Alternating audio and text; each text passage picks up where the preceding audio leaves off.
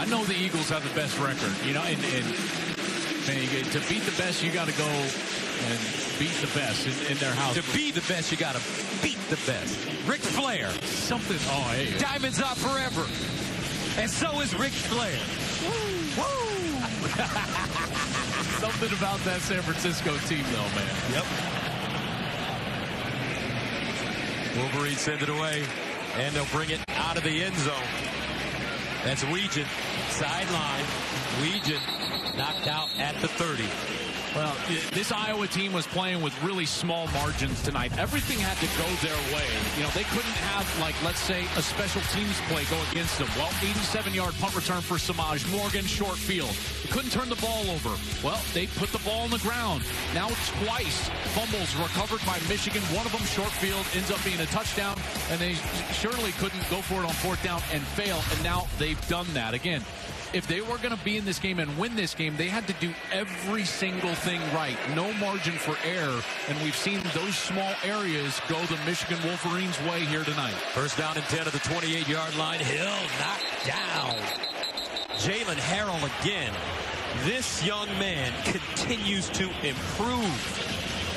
I think the thing I'm most impressed about with Jalen Harrell is that every time I get a chance to see him, meet with him, face-to-face, he's locked in. He's focused. He's ready. Is he a linebacker or a defensive lineman? He weighs 242 pounds. I think his natural position is outside linebacker, a stand-up edge defender like he is now. Here's Harrell, bottom of your screen. Second and 10 at the 28. Hill, under pressure, drops it off on a screen. Ostringa. And it's Chris Jenkins with the tackle. 2-yard gain, and that takes us to the end of the third quarter with the score. Michigan 20, Iowa nothing. Coming up the fourth and final quarter. Play and creating short fields for that offense. Third down and 8 at the 30-yard line for Iowa. Hawkeyes just want to get something going offensively. Here's Hill. Quick strike underneath. Incomplete. Broken up by Makari Page. Ostringa was the target, and the Hawkeyes will punt. And that was just an all-out blitz. You've got no safety in the middle of the field. It's man-to-man coverage. They're trying to heat up Deacon Hill with that blitz and relying on those safeties to cover those slot receivers. And Makari Page did a beautiful job. So Torrey Taylor hunting from the 15. The dangerous Samaj Morgan at his own 24. This one will roll out of bounds inside the 35-yard line, a 37-yard punt In the playoff. McCarthy throwing on first down, and he has his man, Cornelius Johnson. I know that people might argue that maybe Georgia should stay in, but boy, you know, they did not play a very tough schedule this year. That's been well documented. This was clearly their toughest game, and they lost. Meanwhile, Texas played the same teams they just lost to. Texas beat them in their home stadium. So you think Alabama can go from 8 into the top 4 just like that? Well, the SEC champ with one loss and going undefeated in SEC play, beating Georgia in that championship game, they should absolutely be in the playoff. There's no doubt in my mind. Second and 5 at the 40. Here's Blake Corum. I would not want to be on that committee right now. They have some. They are not going to be popular tomorrow evening. Well, I got news for them. They ain't popular anyway. Love you all. And well by the way, great people. Like, know a lot of those people in the room, and they're doing as best a job as they can. The criteria, though, Gus, is just so ambiguous. You know, 4 best teams. What does that even mean? Last year, this will take place. Yeah, when we're expanding to 12, I think everybody looking forward to that era of college football, or at least this one, coming to an end. Third down and 2. Blake Corum will not get the first down. Well defended by Iowa. Hawkeyes say the ball came loose. They were pointing right away. Blake Corum had a little second effort. He spun back to his left, and he was trying to get that line to gain. I'm with you. He was short of that line to gain. That defense just again doing incredible work. Jackson in there, Higgins in there. Jay Higgins, man, he came into tonight second in the country in tackles, number 34, and he's already, before this last couple of plays, he had 12 already tonight, and they get another stop on third down, and Michigan will be forced to punt. Man, this defense is good. I tell you what. Doman will punt it from the 29. Caden Weegan is the deep man at his own 10.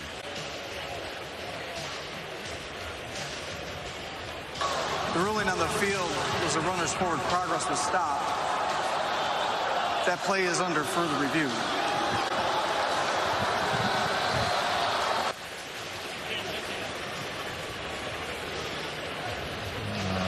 They're going to look at this spot. Meanwhile, Kirk Ferentz, the longest tenured active head coach in college football, as the Hawkeyes once again knocking on the door of a Big Ten championship once again by virtue of their second Big Ten West crown in the last 3 years. Kirk Ferentz is just an excellent football coach. 25 years since 2019. This Iowa Hawkeyes team is 18-1 in the month of November. There was that second effort I was talking about as Corum spun back to his left and tried to lunge for the line to gain. Difficult with that angle. Looked like he was short.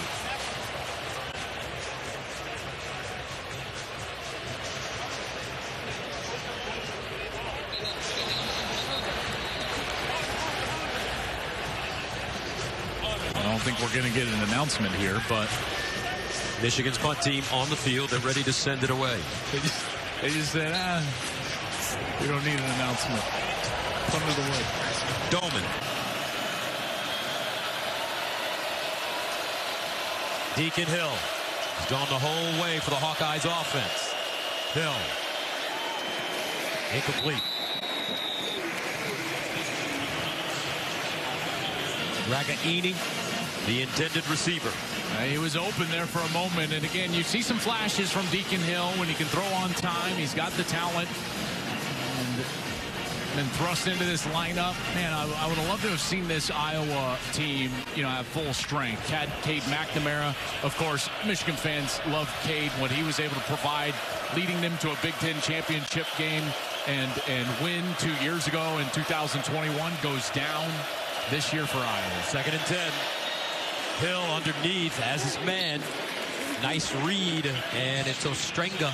Let's go downstairs to Jen. Well, I did have a chance to catch up with Cade McNamara and Eric all before the game because Blake Corum had come over to them and given them a huge hug. Now, obviously, they want to be playing in this game, but I think it's just good perspective to know and realize that these guys are teammates for life. Obviously, it's a change. They're playing on the other side of things, but they're excited about the future at Iowa. They're both healing up, and they said Mikey Sainristil was texting them all week, giving them a hard time. So some perspective there from both McNamara and all.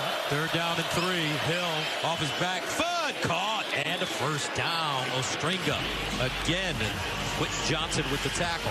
Nice catch by Ostrenga there, right in traffic. Strong hands.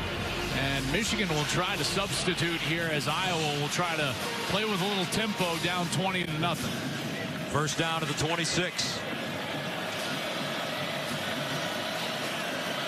Hill under pressure, knocked out of his hands, loose, and Michigan has it again. Whoa, Braden McGregor. Shot out of a cannon. And the Cardi boys are popping their collars. Here's McGregor. Left side of the offense. Good speed rush right around the tackle, and he gets to that right arm of Hill and bats it out right away. Boy, that looks a lot like Ojabo from a couple of years ago. When he got an opportunity, he went right for the football, and McGregor goes right for the football, and it's another turnover for this defense. This defense has been outstanding tonight and all season long. The #1 scoring defense in the country for Jesse Minter. Now 3 turnovers, and Jim Harbaugh absolutely loving it on his way to a 3rd straight Big Ten title. Wolverines take over at the Iowa 15-yard line. McCarthy looking. McCarthy sacked again. This time it's Black. Y.A. Black. A loss of 8. And again, just nowhere to go. Here's Y.A. Black tossing McCarthy to the ground, and that ball coming loose, and that secondary just giving no separation to the Michigan wide receivers and tight ends. McCarthy nowhere to go with the football. Second down and 18 at the 23.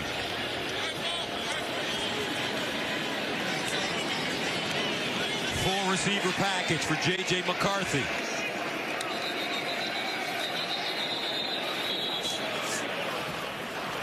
And Michigan calls a timeout.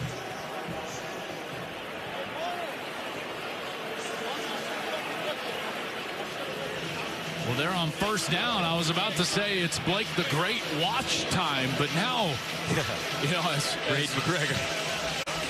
With the Cardies. Yeah, he's got the Cardies on after that strip sack. But, you know, it's 2nd and 18 now. You're backed up a little bit.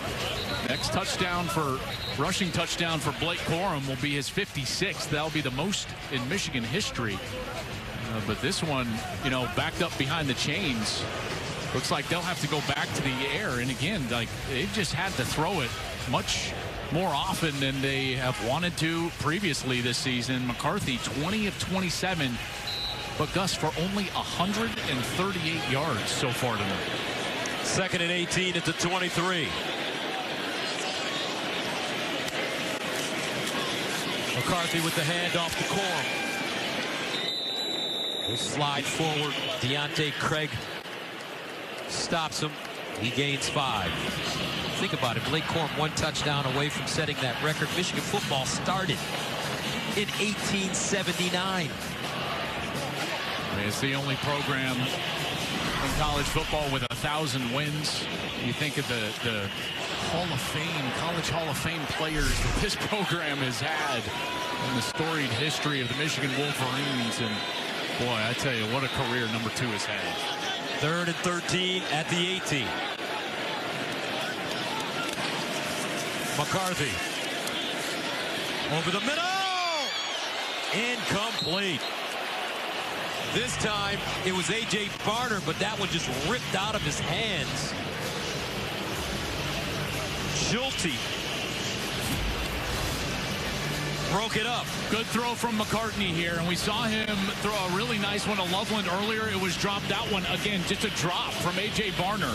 It hits him right in the hands. Got to catch that ball. In particular, with the lack of time McCarthy has had when he's been able to get the ball down the field, Michigan tight ends have been unable to catch it. James Turner from 36. He's been good from 35 and 46. 3 for 3 for the Michigan kicker. 9:14 to go, 4th quarter.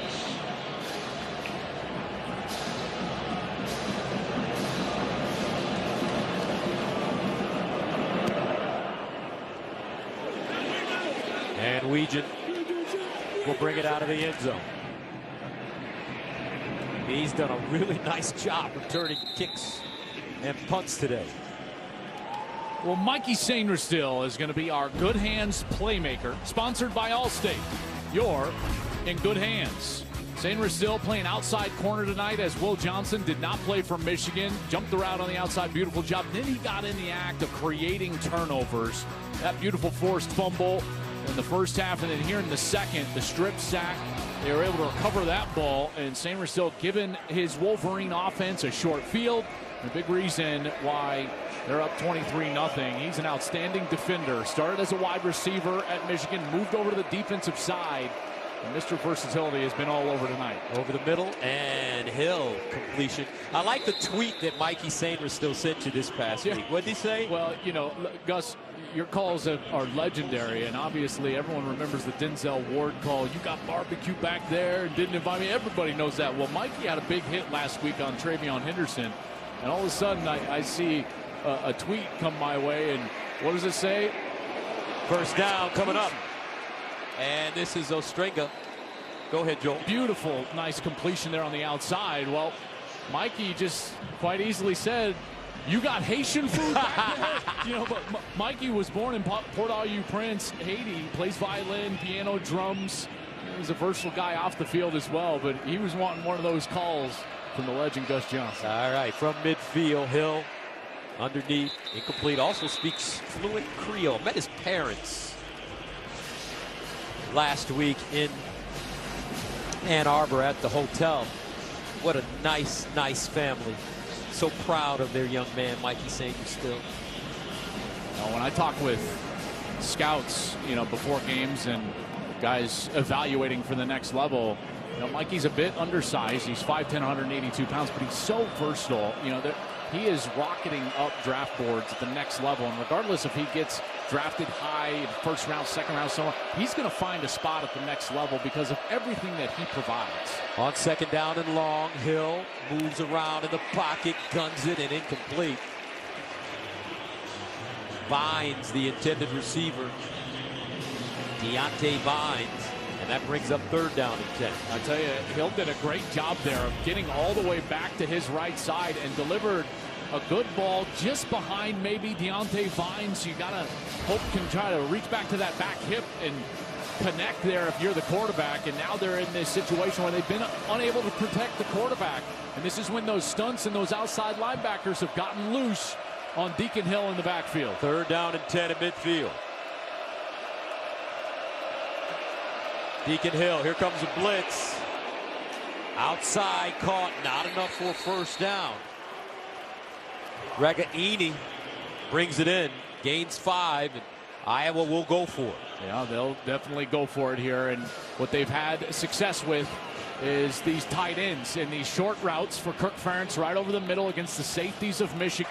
Jaden McBurrows got a hand on it, and Iowa turns it over on downs.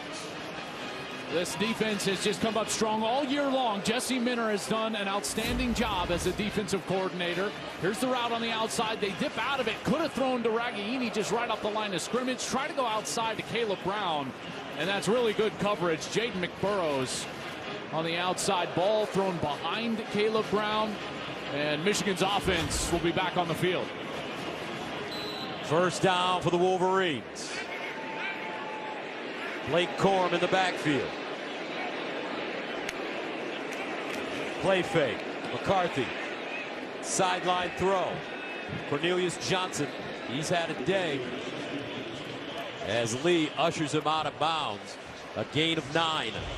Well, this drive to me kind of screams one thing. Obviously, you want to eat up some time here if you're Michigan. Go on one of these boa constrictor type drives, squeeze the life out of the game, but then it's also about number 2. Gus tied with Anthony Thomas, and they get Blake the Great into the end zone in the Big Ten championship game for his 56th of his career. Second down and 1 at the 46. Corum, first down, and he'll get to the Iowa 40. 5-yard gain. These reps are also incredibly important for this offensive line. Now without Zach Zinter, terrible injury from a week ago.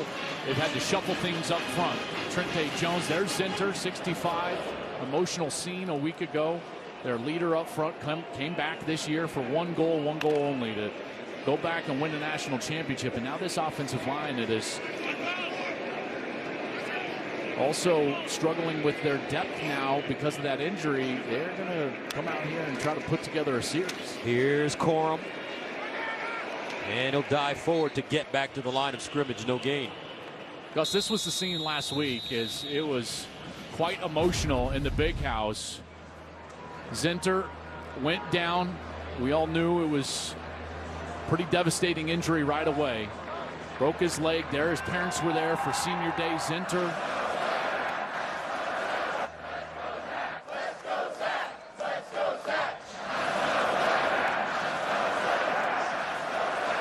but the chant lifted that Wolverine team off the bench out onto the field.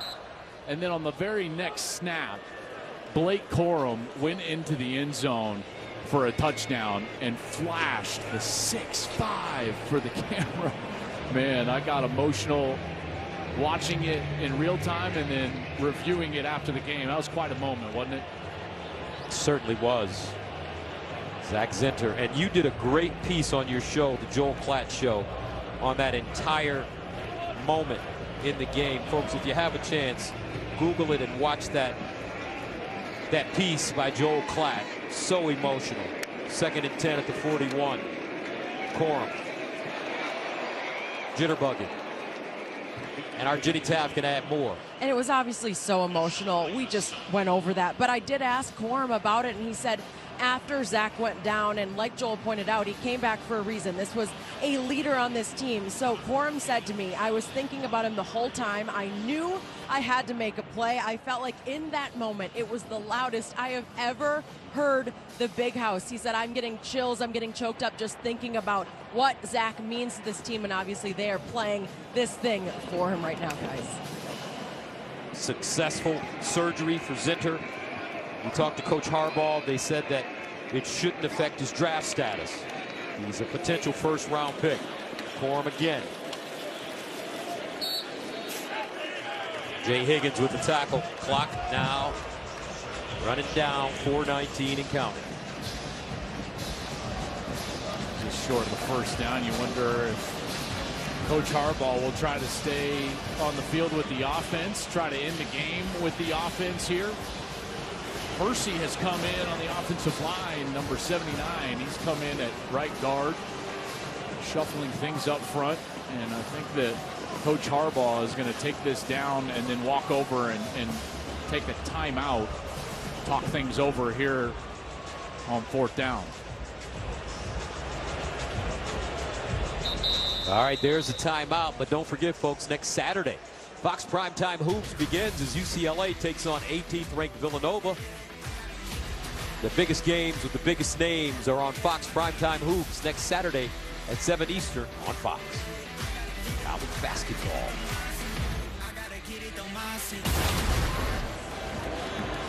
Gus, I'm going to miss seeing you every week, but I'm going to love hearing you on the hoops, baby. Love listening to you call games with Jim Jackson, Raph, Coach. Man, you guys do such an excellent job. I'll be looking forward to that. I'm looking forward to it, too. It's going to be hard. I love and I hate this time of year because we're getting ready to go into the playoffs and crown a national championship, but that means football season is almost over. What are we going to do without college football? And what a great year it's been for college football. It's so good. From the very beginning, Deion Sanders and what he did early on out there at Colorado. Then the whole mission continues to churn out wins. I think there'll be a healthy debate tonight in that committee room about who will be the #1 seed. Is it going to be Washington with those 2 wins over Oregon and what they were able to do a night ago in Vegas, winning the Pac-12 championship? Will it be this Michigan team who has been as consistent and as dominant as anybody, maybe more so than anybody during the course of the year? And they've done it through some adversity, obviously, and a lot of people would say self-inflicted adversity, but adversity nonetheless. And here, a dominant performance over Iowa in the Big Ten championship game. That'll be a debate. And then the debate between, Bama, Texas, Georgia, and potentially Florida State, if they're able to hang on. It's going to be a wild night in Dallas for that playoff committee.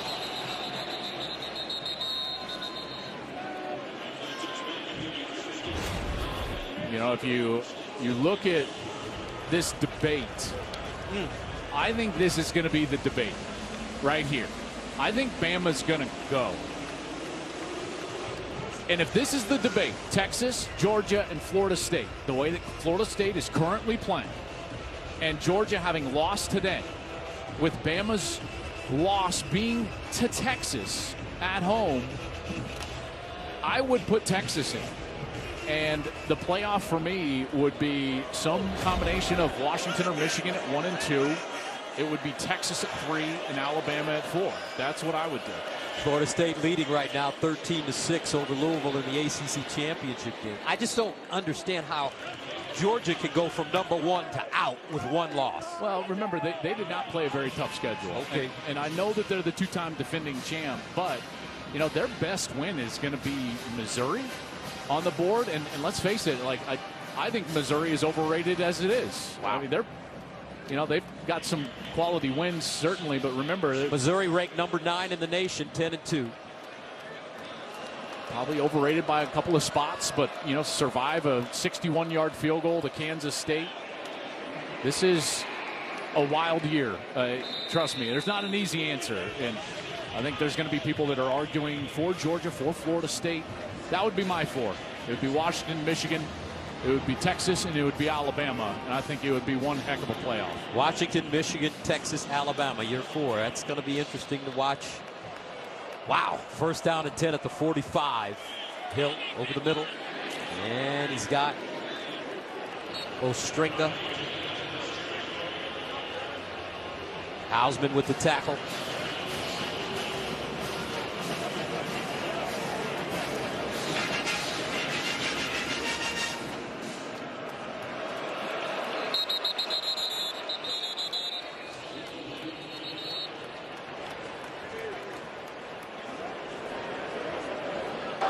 Prior to the ball being snapped, false start.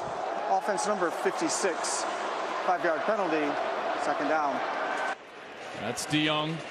This Iowa team will go through a transformation in the offseason. They'll need a new offensive coordinator as Brian Ferentz not being retained.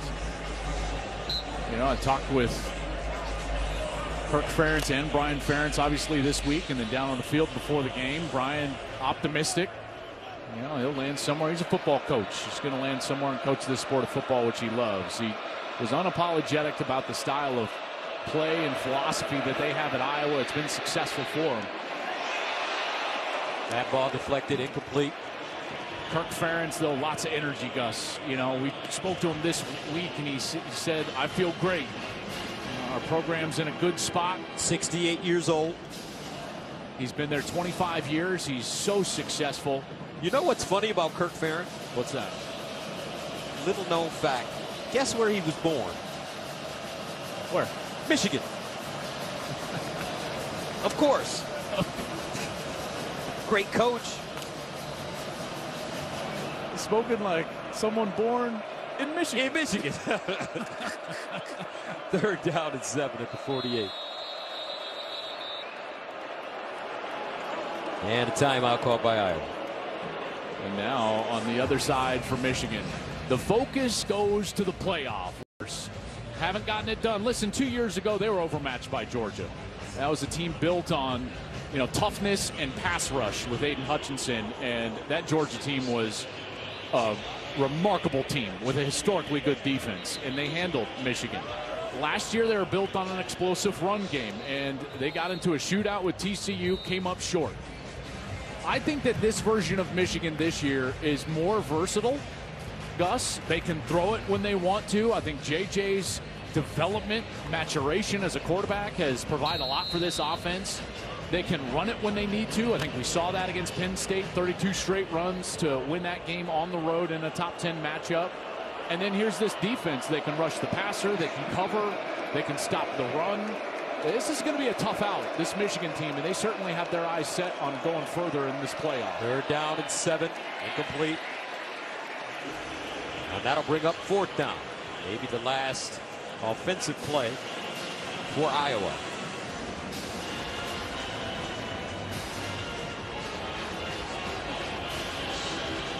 So many questions. How about this man?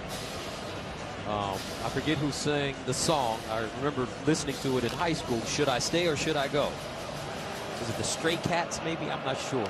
Does he stay or does he go, Joe? Boy, that's going to be a tough question. I know his heart. It was the Clash, by the way. There you go. I know his heart is in Michigan. He's a Michigan man. And I think a lot in part. Prior to the ball being snapped, false start. Offense number 78. 5-yard penalty, still 4th down. The offensive season for Iowa mercifully coming to an end here. But this Jim Harbaugh, I will just say, I think a lot will depend on how the season finishes. And I think a lot of the decisions, even on the offensive side of the football for these players in terms of next level or not, will depend on how the season finishes. 4th down and 12. Low snap. Hill handles it. Steps up, and Hill will go down. Derek Moore with the sack. 5th of the game for the Wolverines. And that will do it. And fitting that this pass rush is able to end this thing, because this pass rush has been dominant tonight. They've been great on the edge. Mikey Sainristil off the blitz. We've seen McGregor with the strip sack. Harrell has gotten in there. Now Derek Moore, Josiah Stewart. They've been excellent on the edge, getting after these tackles. And Jim Harbaugh has got to be proud of what his team has been able to do tonight. And they're going to win their 3rd straight Big Ten title. And Jim Harbaugh is going to do something that no one has ever done in this conference. Gus, no coach has ever won 3 straight outright Big Ten titles. And Jim Harbaugh is about to do just that. Alex Orji in the game. Remember, Michigan lost to Ohio State 8 straight times. Urban Meyer beat the Wolverines 7 in a row. Then Ryan Day came in and beat them the following year. Wolverines turning it around. And now a minute and 20 away. It's been a remarkable ride for 3 years. A lot of the fruits of what we're seeing right now with Michigan football, Gus, they were planted, they were put into the ground 3 years ago by those leaders, Aiden Hutchinson and Hassan Haskins. And this group wants to continue that legacy and move it forward. And they want to win a championship. They've won the Big Ten now 3 straight years, but they've got their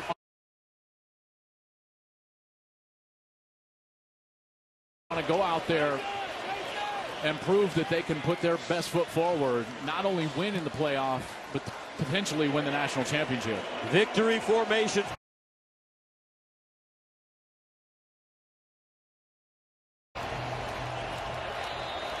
J.J. McCarthy takes a knee. The final score, Jim Harbaugh. He doesn't want to get soaked. Look at him. He's still got some moves. Coach Harbaugh wanted to stay dry for the trophy presentation. He's getting ready to step up on that stage.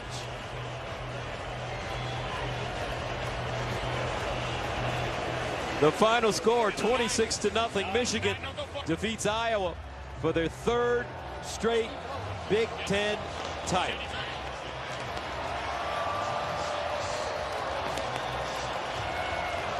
And let's go downstairs to Jenny.